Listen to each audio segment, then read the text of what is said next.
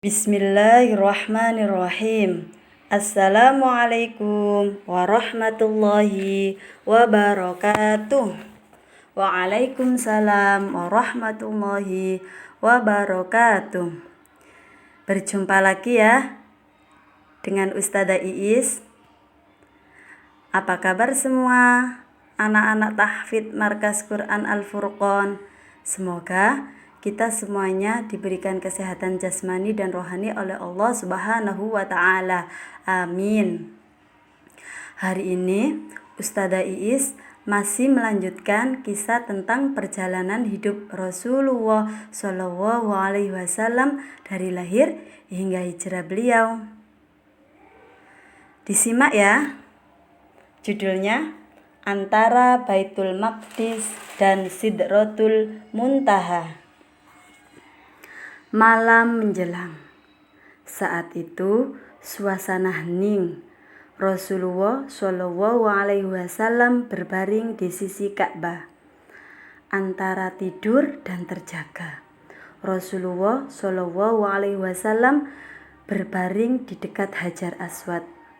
Tiba-tiba beliau merasa ada yang menggoyangkan tubuhnya.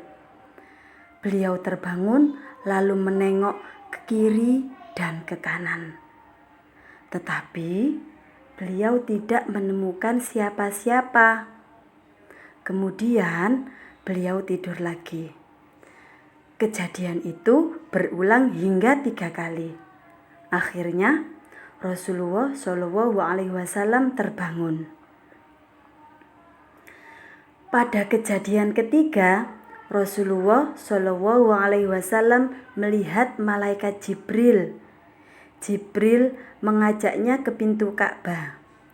Di sana telah menunggu seekor kuda putih, besarnya antara kuda dan keledai. Kuda itu bernama Buraq atau Barqun, artinya kilat. Ia mempunyai sepasang sayap. Terbangnya secepat cahaya, langkahnya sejauh pandangan mata. Jibril menaikkan Rasulullah Shallallahu Alaihi Wasallam. Mereka terbang menuju Baitul Maqdis di negeri Syam atau sekarang yang disebut Palestina. Di sana telah berkumpul para nabi dan rasul. Mereka sholat berjamaah. Rasulullah Shallallahu Alaihi Wasallam menjadi imam.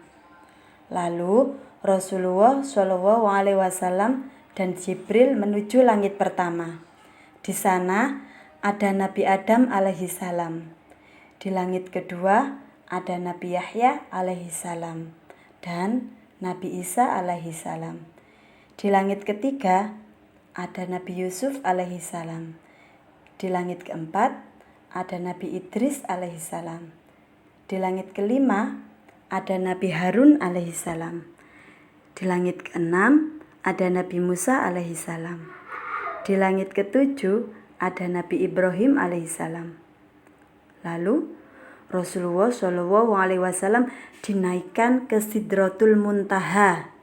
Di sana ada Baitul Ma'mur, yaitu tempat para malaikat bertawaf. Beliau terus naik ke Jabal Jalla Jalalah, Al-Jabbar Jalla Jalalah.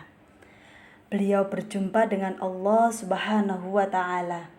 Di sana Allah Subhanahu wa Ta'ala mewahyukan perintah sholat.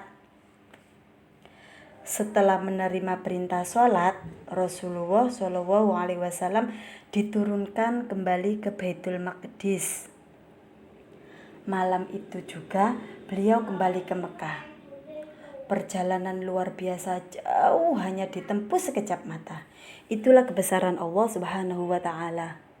Esok harinya Rasulullah Shallallahu Alaihi Wasallam hendak menceritakan peristiwa tersebut kepada kaum Quraisy.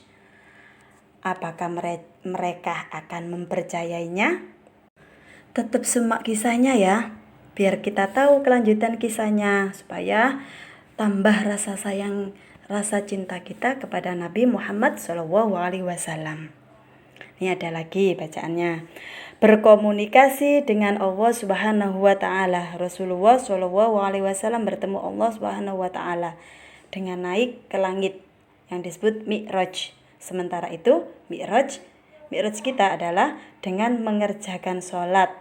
Saat sholat, kita berkomunikasi langsung dengan Allah Subhanahu wa taala. Alhamdulillah sudah selesai. Terima kasih ya sudah menyimak kisah tentang perjalanan hidup Rasulullah SAW dari lahir hingga hijrahnya beliau. Semoga bisa menambah kecintaan kita kepada Nabi Muhammad SAW.